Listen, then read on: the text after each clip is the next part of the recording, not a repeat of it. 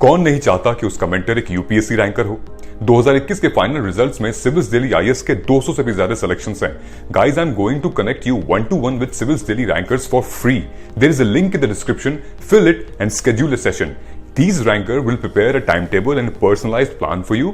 ये टॉपर्स आपको एग्जैक्टली वही बताएंगे कि कौन सी बुक फॉलो करनी है, कौन सा चैप्टर पढ़ना है। They will guide you in answer writing, mocks and accessing them. Don't miss this golden opportunity to get mentored by a ranker. Hello everyone, मेरा नाम प्रीतम कुमार है और इस बार मैंने सिविल सर्विसेज परीक्षा में 9वीं रैंक हासिल की है। मैं सिक्कर राजस्थान से बिलोंग करता हूं और मेरे परिवार में मेरी माताजी जो हैं एक हाउसवाइफ हैं और मेरे पिताजी राजस्थान स्टेट गवर्नमेंट के अंदर एक एलडीसी की तरह काम करते हैं। मैंने जो अपनी ग्रेजुएशन है वो आईआईटी रोपड़ से इलेक्ट्रिकल इंजीनियरिंग में 2018 में पास आउट हुआ हूँ और उसके बाद मैंने 4 साल सिविल सर्विसेज परीक्षा को दिए हैं 2018 के बाद पास होने पे। ये मेरा तीसरा अटैम्प्ट था और तीसरा इंटरव्यू था। मेरा ऑप्शनल है जो वो मैथमेटिक्स है। प्रीलिम्स अगर स्टेज की बात की जाए तो प्रीलिम्स में जो मैंने फर्स्ट अटैम्प्ट में जो किया, जो एक सुझाव मैं आपको देना चाहूँगा कि मैं डेली लगभग जब से मैंने कोचिंग या मतलब प्रिपरेशन शुरू की थी फर्स्ट डे से ही लगभग मैं 10 MCQs डेली के डेली लगा लेता था करंट अफेयर्स और उस जो वेबसाइट होती हैं इनसाइट्स वगैरह या जहाँ भी आपको ये मिल पाते हैं। अगर आप ये प्रैक्टिस करते हैं प्रीलिम्स तक तो आपके पास काफ़ी एक्सपीरियंस भी होगा क्वेश्चंस लगाने का और काफ़ी नॉलेज भी आपका इससे बढ़ेगा। तो एक ये चीज़ है जो मैं करता था। उसके अलावा मैंने प्री के लिए ज़्यादा से ज़्यादा टेस्ट देने की कोशिश की थी अपने फर्स्ट अटैम्प्ट में। तो मैं आपको भी सुझाव दूंगा कि प्रीलिम्स के लिए खासकर आप जितने टेस्ट दे पाएँ उससे आप जो एलिमिनेशन स्ट्रेटजीज़ होती हैं वो आप अगर मास्टर कर सकें तो वो ज़्यादा बेहतर होगा। और जो सॉल्यूशंस होते हैं स्पेशली किसी भी टेस्ट को लगाने के बाद तो वो आप एक उसको थोरोली आप उसके थ्रू जाइएगा। ऐसे नहीं कि टेस्ट दिया और तुरंत उसके बाद 1 घंटे में या जो भी आपकी मिस्टेक थी वो पढ़ के आपने सॉल्यूशन छोड़ दिए। कम से कम 4-5 घंटे दे के उसको अच्छे से आप सॉल्यूशन पढ़िए तो आप लॉन्ग टर्म तक उसको रिटेन भी कर पाएंगे और वो आपको डेफिनेटली जो यूपीएससी का प्रीलिम्स होता है उसमें भी आपको हेल्प करेगा। प्रीलिम्स में अगर जो एग्ज़ामिनेशन हॉल में आप जब बैठे होते हैं तो उसका जो अगर मैं बताऊं मैं क्या करता था तो मैं बेसिकली 2 राउंड्स करता था। तो फर्स्ट राउंड में जो इजी या फिर जो भी थोड़ा स्ट्रगल करके आप आंसर कर सकते हैं तो मैं ऐसे करके लगभग 80 क्वेश्चंस के अराउंड अटैम्प्ट कर लेता था अपने फर्स्ट राउंड में। तो उससे उसके बाद मैं जो मार्क करना होता था एमआर शीट में वो कर लेता। उसके बाद जो ज़्यादा टफ क्वेश्चंस बचते थे जिनमें ज़्यादा सोचना पड़ता है तो मैं फिर उनको 1 by 1 अटैम्प्ट करता था। तो आप भी ऐसे 2 राउंड या फिर आपको अगर ज़्यादा सूटेबल लगता है तो 3 राउंड ऐसे करके आप प्रीलिम्स में अटैम्प्ट कर सकते हैं। टाइम का ध्यान रखिएगा, वैसे सफिशिएंट टाइम होता है तो आप उस पर नज़र रखते हुए इस तरीके से आप प्री का जो एग्ज़ामिनेशन हॉल में है उसमें कर सकते हैं। अगर जीएस की प्रिपरेशन की बात करें तो उसमें जो मैंने तो 1 साल वाजीराम से कोचिंग ली थी। तो जो नोट्स मैंने वाजीराम में बनाए और उन्हीं में मैंने ओवर टाइम वैल्यू एडिशन किया तो वो मुझे काफ़ी हेल्पफुल रहा है। लेकिन अगर आप कोचिंग एक्सेस नहीं कर पाते हैं, अफोर्ड नहीं कर पाते हैं या नहीं करना चाहते हैं कोचिंग तो उसके बिना भी आप इसको एग्ज़ाम को क्लियर कर सकते हैं, जैसे बहुत लोगों ने किया भी है। तो आजकल YouTube पे काफ़ी चैनल्स खुले हुए हैं तो आप उनको एक्सेस कर सकते हैं। काफ़ी क्वालिटी कंटेंट आपको फ्री में अवेलेबल हो जाता है तो आप उनको देखें, अपने नोट्स बना लें। तो नोट्स बनाने से आपको हेल्प होगी कि आप उनको ईज़िली रिवाइज कर सकते हैं। मेंस के टाइम खास कर काम आता है जब आपके पास ज़्यादा टाइम नहीं रहता और आपको क्विक रिवीजन करना होता है तो उसमें ये काफ़ी आपको हेल्पफुल रहेगा। बुक लिस्ट की अगर बात करें तो मेनली जो हिस्ट्री की बात करें तो मैंने ओल्ड एनसीईआरटीज़ पढ़ी हैं एंशिएंट और मिडीवल के लिए और स्पेक्ट्रम मैंने पढ़ी है मॉडर्न के लिए। आर्ट एंड कल्चर की जो बुक होती है एनसीईआरटी की वो पढ़ी है और सेलेक्टिवली मैंने कभी कभी नितिन सिंघानिया को भी रेफ़र किया था। ज्योग्राफी में जो होता है वो मेनली एनसीईआरटीज़ होती हैं आपकी 11th और 12th की तो वो आप थोरोली कीजिए। वो थोड़ी हार्ड होती हैं, उनमें जो कंटेंट होता है वो काफ़ी कॉम्पैक्ट लिखा होता है तो उसको समझने के लिए आपको थोड़ा टाइम देना पड़ेगा। अगर आप उसके साथ स्ट्रगल करते हैं तो आप यूट्यूब पे जा सकते हैं, उस पर्टिकुलर कीवर्ड को सर्च कर सकते हैं। आप गूगल पे PMFIS जो है उसको रेफ़र कर सकते हैं। तो जो भी है, आपको जो ज्योग्राफी में कोर कॉन्सेप्ट्स हैं, प्लेट टेक्टोनिक्स वगैरह, जो विंड सिस्टम है, करंट, ओशियन करंट्स हैं, तो ये कॉन्सेप्ट्स आपको बहुत अच्छे से सीखने होंगे ज्योग्राफी में। खासकर जो NCERT से आप इतना नहीं सीख पाएंगे, तो इनके लिए आप जहाँ से भी हेल्प मिले आप इनको देख के अच्छे से इनके नोट्स बनाएं। इकोनॉमिक्स में मैंने जो 11th और 12th की NCERTs होती हैं वही रेफ़र की थी। उसके अलावा मैंने संजीव वर्मा भी पढ़ी है, तो आप भी उस बुक को रेफ़र कर सकते हैं। काफ़ी कॉम्पैक्ट बुक है और काफ़ी हेल्पफुल रहती है, स्पेशली जो मेंस पॉइंट ऑफ व्यू है उसके लिए काफ़ी अच्छा उसमें कंटेंट है।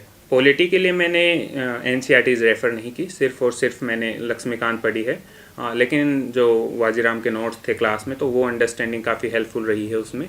और उसके अलावा जो डेली न्यूज़पेपर्स होते हैं, अगर आप उसको थोरोली पढ़ते हैं, आपको जो पॉलिटी की समझ है एटलीस्ट वो काफ़ी आपकी ग्रो करती है। जो सुप्रीम कोर्ट, हाई कोर्ट वगैरह जो कोर्ट से रिलेटेड जजमेंट्स आते हैं डेली, गवर्नमेंट की पॉलिसीज़, गवर्नमेंट के एक्शंस जो आते हैं डेली न्यूज़पेपर में, तो वो काफ़ी आपको अंडरस्टैंड करने में हेल्प करते हैं पॉलिटी को खासकर। एनवायरनमेंट का देखा जाए तो मैंने शंकर IAS को ही रेफ़र किया था, तो वो काफ़ी अच्छा है, तो आप भी उसको रेफ़र कर सकते हैं। उसमें कुछ चैप्टर्स रिक्वायर्ड नहीं होते तो आप छोड़ भी सकते हैं, और अगर आपकी इच्छा हो तो वो भी आप कर सकते हैं अवेयरनेस के लिए। तो ये जनरली बुक लिस्ट रही है। और SNT का जो साइंस एंड टेक वाला पार्ट होता है, तो वो थोड़ा एक जगह आपको सोर्स नहीं मिलता, लेकिन इसके लिए आप जो बेसिक कीवर्ड्स होते हैं जो सिलेबस में मेंशन्ड हैं, आप उन पे कॉन्सेप्ट बना सकते हैं अपने, जो भी यूट्यूब या कहीं से भी वीडियो देख के, जो उनकी इंपॉर्टेंट बेसिक्स जो फंडामेंटल्स हैं किसी भी टॉपिक के, जैसे बायोटेक हुआ, नैनोटेक हुआ, तो आप इन पे अपने फंडामेंटल स्ट्रॉन्ग करें। बाकी जो अनएक्सपेक्टेड क्वेश्चन होते हैं SNT से, स्पेशली प्रीलिम्स में जो पिछली 1-2 बार से आ रहे हैं, तो वो सबके लिए टफ़ होते हैं, तो आप उसकी चिंता ना करें। जो बेसिक्स होते हैं जो सबको आते हैं उतना आप ज़रूर करें इसके लिए। मेंस की प्रिपरेशन की जो बात करें तो वो तो ऑब्वियस है कि जो प्रीलिम्स हो, आपकी जब तैयारी कर रहे होते हैं प्रीलिम्स की, तो दोनों साथ साथ ही चलते हैं, तो आप दोनों को साथ साथ ही पढ़े। तो जब भी आप कोई टॉपिक पढ़े तो उसको सिर्फ प्री के पॉइंट ऑफ व्यू से ना देखें कि उसके जो फैक्ट्स हैं वो याद कर लिए जो प्री के पॉइंट ऑफ व्यू से इम्पोर्टेंट है, बल्कि उसको जो एनालाइज करना होता है, उसका कंक्लूजन, वे फॉरवर्ड क्या हो सकता है, तो उस एंगल से भी हर टॉपिक को अगर आप शुरू से सोचते हुए चलेंगे तो आपको डेफिनेटली बहुत ज़्यादा हेल्प होगी मेंस में। आंसर राइटिंग की अगर बात करें तो मैंने आंसर राइटिंग जो मेरे फर्स्ट अटैम्प्ट में थी वो मैंने प्रीलिम्स के बाद ही शुरू की थी। तो जो नए स्टूडेंट्स हैं वो, अगर आपके पास इनफ कंटेंट है तो आप थोड़ा पहले शुरू कर सकते हैं आंसर राइटिंग। डेली आप 1 या 2 आंसर लिख सकते हैं रात को बैठ के। आप स्टॉप वॉच लगाइए और उसमें टाइम नोट कीजिए अपना कि कितने मिनट में आप लिख पाते हैं। ओवर टाइम आप उसको इम्प्रूव कीजिए। शुरू में आपको 10 मार्कर में भी 10-10 मिनट लग सकते हैं, तो वो कोई इश्यू नहीं है, आपका ओवर टाइम कम हो जाएगा। आप एनालाइज करिए अपने क्वेश्चंस को, कितने वर्ड्स लिख रहे हैं आप, डायग्राम्स वगैरह कितना डालना है, कितना टाइम क्या कौन ले लेता है, तो उस हिसाब से अगर आप एनालाइज करेंगे इसको तो आप टाइम रिड्यूस कर पाएंगे। आंसर राइटिंग में जो मोस्ट इम्पोर्टेंट होता है वो आपका कंटेंट तो होता ही है, उसके अलावा आपकी प्रेजेंटेशन भी उसमें इम्पोर्टेंट है। तो काफ़ी बार होता है कि प्रेशर की वजह से लिखते टाइम सोच नहीं पाते जल्दी में क्वेश्चन करने में, तो वो आप प्रैक्टिस से ही इम्प्रूव कर पाएंगे। इसके लिए जो प्री के बाद कोचिंग्स में जो टेस्ट सीरीज़ होती हैं आप उसके लिए अप्लाई कर सकते हैं। और डेली के डेली जो मैंने इस बार किया कि जो टॉपर्स की कॉपी होती थी उस टेस्ट के रिगार्डिंग, तो वो आप अपने आंसर्स हैं जो उसके साथ मैच कर सकते हैं। स्पेशली कि आप देख सकते हैं वहाँ टॉपर ने किस डायरेक्शन में इस क्वेश्चन को लिखा, उन्होंने क्या लिखा, कितने वर्ड्स, कितना जो उनका फॉर्मेट था, वो आप पूरा देख सकते हैं। जो उनका अगर आपको कुछ अच्छा लगे तो आप कंटेंट के साथ साथ आप उनकी जो राइटिंग स्टाइल है वो भी आप वहाँ से कॉपी कर सकते हैं, जो आपको मेंस में अच्छा स्कोर करने में आपकी हेल्प करेगी। जो एक थोड़ा रहता है कि आंसर को कैसे लिखें, तो मोस्टली जो एक्सपेक्टेड या एक्सेप्टेड रहा है जो अभी मार्केट में, तो 90% से भी ज़्यादा लोग पॉइंट फॉर्मेट ही प्रेफर करते हैं और वो काफ़ी अच्छे मार्क्स भी देता है। आप उसमें कम वर्ड्स में ज़्यादा से ज़्यादा कंटेंट लिख सकते हैं, टाइम में क्वेश्चन कंप्लीट हो जाता है। तो मैं सजेस्ट करूँगा कि जितना से जितना हो पाए आप पॉइंट फॉर्मेट ही ट्राई करने की कोशिश कीजिए जब भी आप नई आंसर राइटिंग लिखना शुरू करें। ऑनलाइन रिसोर्सेज की अगर बात करें तो मैं मोस्टली जो है करंट अफेयर्स के लिए ही ऑनलाइन रिसोर्सेज को यूज़ करता हूँ। मैं यूट्यूब पे कुछ चैनल्स को फॉलो करता हूँ, जैसे आप study IQ, pathfinder, world affairs, sleepy classes, ये कुछ चैनल्स हैं जो मैं फॉलो करता था, जिनमें करंट अफेयर्स, कभी कभी स्टैटिक पोर्शन के भी कुछ अच्छे आपको टॉपिक्स मिल जाते हैं। तो आप उन पे डेली थोड़े बहुत करंट अफेयर्स रिलेटेड वीडियोस देख सकते हैं, जिससे आपकी अंडरस्टैंडिंग बढ़ेगी। और उसके अलावा अगर आप किसी भी टॉपिक के साथ स्ट्रगल कर रहे हैं तो आप गूगल पे उसको उस टॉपिक का नाम और उसके आगे UPSC लगा के सर्च कर सकते हैं, तो आपको काफ़ी जो कोचिंग है उनकी जो वेबसाइट्स हैं उनसे अच्छा कंटेंट मिल जाएगा, तो वो आप अपने नोट्स में भी इनकलकेट कर सकते हैं। फिर उसको जो टाइम टेबल होता है किसी का, जो शेड्यूल होता है, तो मैं आपको अपना शेड्यूल बता देता हूँ थोड़ा, तो आप उसके हिसाब से जो आपको शूट करता है तो उस हिसाब से आप अपना भी टाइम टेबल बना सकते हैं। शुरू में मैं जो एक्साइटमेंट होती है शुरू में ज़्यादा, तो उस टाइम मेरा स्टडिंग आवर्स ज़्यादा थे, तो मैं लगभग 15-16 घंटे तक निकाल पाता था। जो टाइम टेबल होता है वो जनरली चेंज होता रहता है। अगर आप प्री से पहले की स्टेज की बात करें तो उसमें मोस्टली होता है कि GS पे ज़्यादा फोकस होता है, और जो आपका ऑप्शनल है उस पर अगर आप डेली 3-4 घंटे निकाल पाते हैं तो अच्छा है। तो आप उसको छोड़े ना, एटलीस्ट प्री से एटलीस्ट 1 या 2 महीने पहले तक अपने ऑप्शनल को कंटिन्यूसली करते रहें, रिवाइज करते रहें, ताकि वो आपके माइंड में फ्रेश रहे।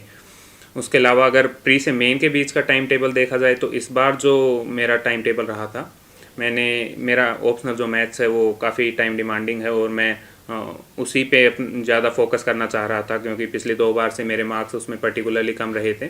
तो मैं चाह रहा था कि अगर उसमें अच्छा मैं मार्क्स में जंप ला सकता हूँ तो काफ़ी सही रैंक आ सकती है। तो मैंने उसी पे फोकस किया, और अपना 60 to 70% टाइम मैंने इस बार मैथ्स को ही दिया था। ये मेरा 3rd अटैम्प्ट है, इसलिए जो फर्स्ट टाइमर्स हैं शायद वो इतना ना दे पाएँ, लेकिन फिर भी कोशिश कीजिए कि एटलीस्ट 50% टाइम आप अपने ऑप्शनल और जो आपका GS होता है उस टाइम आप, जो प्री से मेन का टाइम होता है उस टाइम आप इतना टाइम दोनों को दे पाएँ।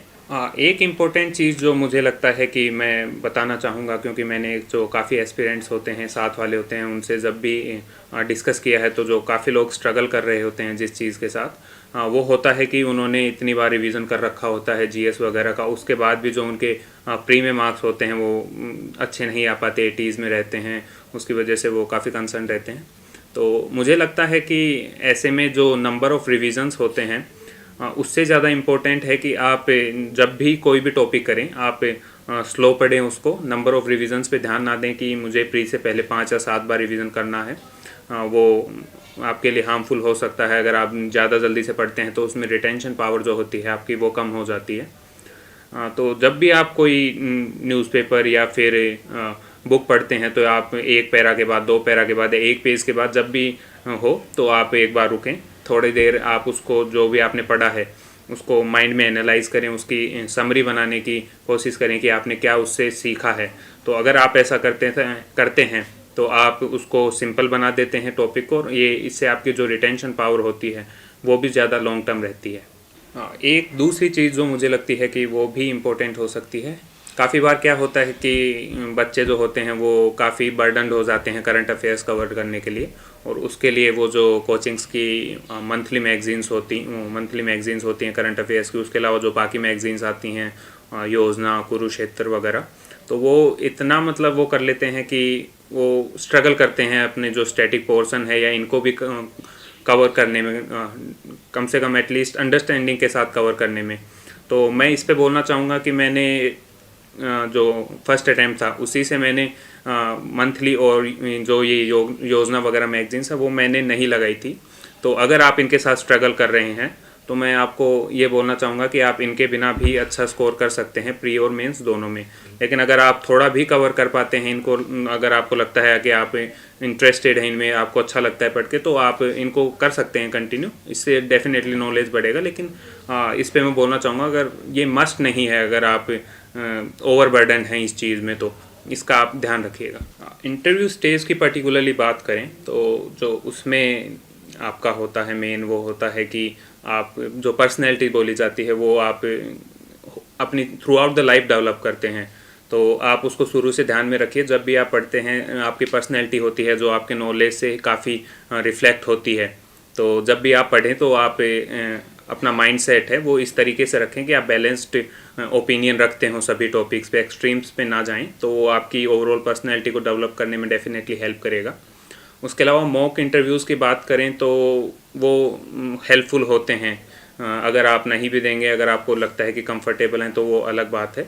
लेकिन अगर आप थोड़े बहुत मॉक्स अगर देते हैं इंटरव्यूज़ में, कोचिंग्स में, किसी में भी, तो आपको डेफिनेटली हेल्प मिलेगी। आपको जो बेसिक एटिकेट्स होते हैं, जो एनवायरनमेंट होता है उस रूम का, आपके जो प्रैक्टिस होती है कामनेस रखने की, क्वेश्चन आंसर करने की, तो डेफिनेटली इम्प्रूव होती है अगर आप थोड़े बहुत मॉक दे के कर सकते हैं। ये मेरा थर्ड अटैम्प्ट था और मेरा थर्ड ही इंटरव्यू था, तो मैं 3 बार इंटरव्यू दे चुका हूँ। तो उसमें अगर मैं आपको बताऊँ जो क्वेश्चंस होते हैं वो मोस्टली आपके डेफ बेस्ड ही होते हैं और बाकी भी होते हैं जो करंट अफेयर्स बेस्ड होते हैं। तो कुछ बहुत ही ज़्यादा एक्सट्रीम या मतलब बहुत ही ज़्यादा अलग कुछ नहीं पूछते। कभी कभार हो जाता है कि वो आपके कंफर्ट जोन से बाहर कुछ क्वेश्चन पूछ लेते हैं, लेकिन उसमें आप कामली उनको मना कर सकते हैं।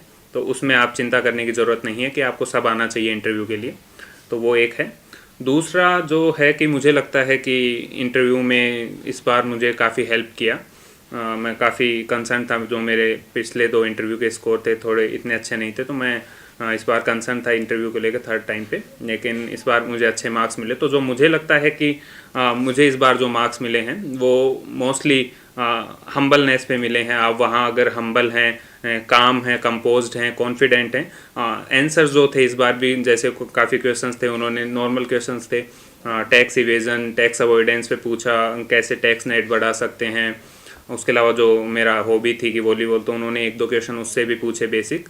उसके अलावा कुछ करंट अफेयर्स टॉपिक थे, यूनिफॉर्म सिविल कोड वगैरह, सेडिशन लॉ। तो काफ़ी नॉर्मल क्वेश्चंस थे और काफ़ियों में मैंने काफ़ी एवरेज आंसर्स ही दिए और इतना ज़्यादा कुछ मतलब लगा नहीं था कि मतलब बहुत ज़्यादा अच्छा हुआ है इंटरव्यू। लेकिन फिर भी उन्होंने काफ़ी सही मार्क्स दिए हैं इस बार। तो मुझे लगता है कि अगर आप काम, कंपोज, कॉन्फिडेंट और हम्बल हैं वहाँ, तो आपका कंटेंट भी ओवर शेडो कर लेंगे वो और आप अच्छा स्कोर कर सकते हैं इंटरव्यू में। काफ़ी एस्पिरेंट्स के माइंड में ये भी होता है, जब वो प्रिपरेशन शुरू करते हैं तो कम्प्लीटली होता है कि वो खुद को कम्प्लीटली आइसोलेट कर लेते हैं, बिल्कुल ही सारे सोशल मीडिया प्लेटफॉर्म से एग्जिट कर देते हैं।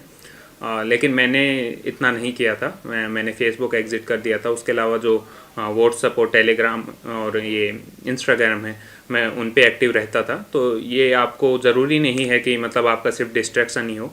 आप अगर कंट्रोल कर सकते हैं तो ये आपको टेलीग्राम स्पेशली आपको जो स्टडी कंटेंट है वो आपको एक्सेस करने में हेल्प कर सकता है। काफ़ी चैनल्स होते हैं, टॉपर्स के होते हैं। उसके अलावा भी काफ़ी चैनल्स है जहाँ आप अच्छा मटेरियल एक्सेस कर सकते हैं। और बाकी जो व्हाट्सअप, टेलीग्राम है, वो भी मतलब आप जब भी स्ट्रेस्ड हो, अगर आप बाकियों से लोगों से कनेक्ट हैं तो वो आपको हेल्प कर सकते हैं ऐसे टाइम में थोड़ा फ्रेश फील करने में। तो ऐसा ज़रूरी नहीं है कि मतलब आपको ये बिल्कुल ही आइसोलेशन में जाना है, सारे सोशल मीडिया से दूर ही जाना है।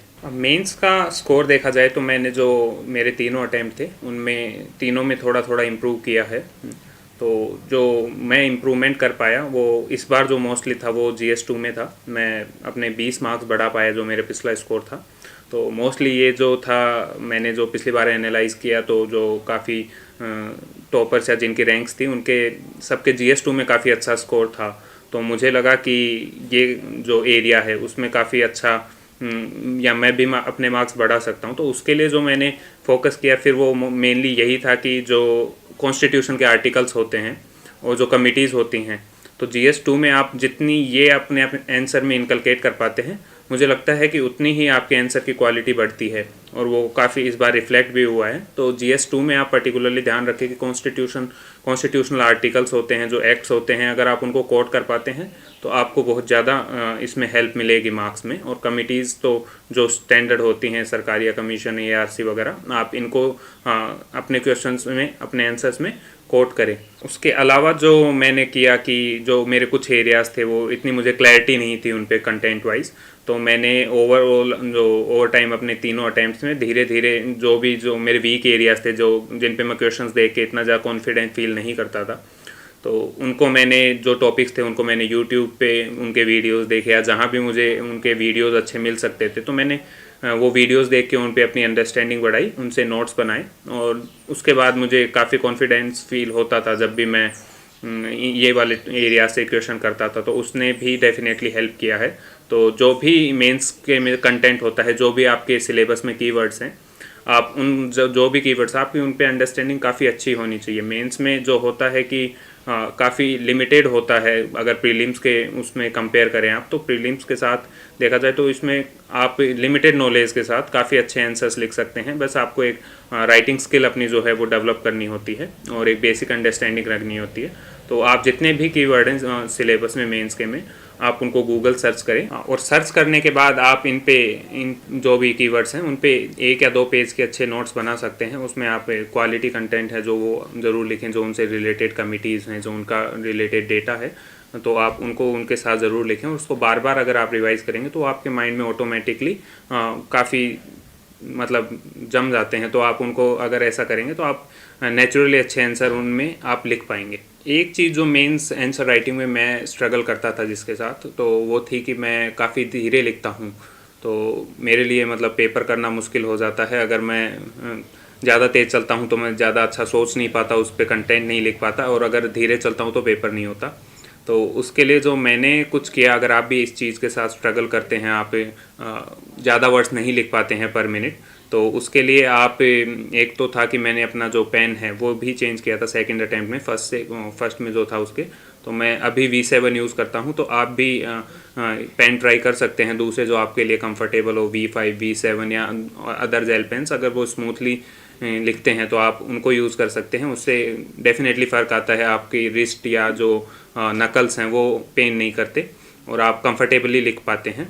पेन वगैरह चेंज करने के बाद भी मैं इतना ज़्यादा तेज़ तो नहीं लिख पाता था। तो उसके लिए भी जो था वह मैंने जो किया फिर कि जो अपने वर्ड्स होते हैं पर क्वेश्चन, जैसे 10 मार्कर में आपको 150 वर्ड की वर्ड लिमिट है, तो मैं जो था मोस्टली 120 वर्ड्स के अराउंड ही लिख पाता था। तो आप भी अपना जो ऐसा पॉइंट है वो चेक कर सकते हैं कि आप कितने वर्ड्स लिख सकते हैं ऐसे में आप with in the time limit. तो आप उसी में फिर अपने जो आंसर हैं उसको मोल्ड करने की कोशिश करें, जितना आपका कंटेंट है उसी में आप डालने की कोशिश करें। तो ये उनके लिए खासकर हेल्पफुल है जो आंसर राइटिंग के साथ स्पीड के साथ स्ट्रगल कर रहे हैं। कौन नहीं चाहता कि उसका मेंटर एक यूपीएससी रैंकर हो। 2021 के फाइनल रिजल्ट्स में सिविल्स दिल्ली आईएएस के 200 से भी ज्यादा सिलेक्शंस हैं। Guys, I am going to connect you 1-to-1 with civils Delhi rankers for free. There is a link in the description, fill it and schedule a session. These ranker will prepare a timetable and a personalized plan for you. ये toppers आपको exactly वही बताएंगे कि कौन सी book follow करनी है, कौन सा चैप्टर पढ़ना है। They will guide you in answer writing, mocks and accessing them. Don't miss this golden opportunity to get mentored by a ranker. Advice जो मैं एस्पिरेंट्स को देना चाहूँगा वो यही है कि do not rush through the syllabus. Number of revisions के चक्कर में भागे ना। आपकी समझ काफ़ी इंपॉर्टेंट है, आपकी जो अंडरस्टैंडिंग है, कॉन्सेप्ट है, उस जो भी टॉपिक है आप पढ़ते हैं, तो अगर आप वो डेवलप करते हैं तो वो आपको लॉन्ग टर्म हेल्प करेगा और आप काफ़ी आप उससे इजीली प्री में भी एलिमिनेशन कर सकते हैं, मेंस में भी आप नेचुरली आंसर लिख पाएंगे उससे, और इंटरव्यू में तो डेफिनेटली आपका जो क्लैरिटी होती है वो आपको हेल्प करेगी। तो यही है कि भागो मत, आप हार्ड वर्क कर रहे हैं लेकिन वो ऐसा ना हो कि आप जस्ट नंबर ऑफ रिविजन्स के चक्कर में आगे भाग रहे हैं। आप धीरे पढ़िए, समझ के पढ़िए, वो मेरे को लगता है कि काफ़ी हेल्पफुल होगा आपके लिए। आप किसी में भी अगर आपको टॉपिक में स्ट्रगल हो रही है तो उसमें थोड़ा टाइम एक्स्ट्रा लग जाए, 1-2 दिन, 5 दिन, 10 दिन, जितने भी लगें, आप उस पर क्लैरिटी बढ़ाइए अपने आप में। बुक्स को रेफ़र कीजिए, आप वीडियोस को रेफ़र कीजिए, लेकिन आपको क्लैरिटी होनी चाहिए सारे टॉपिक्स पे जो भी आपके सिलेबस में मेंशन्ड हैं। And thank you for watching DKT।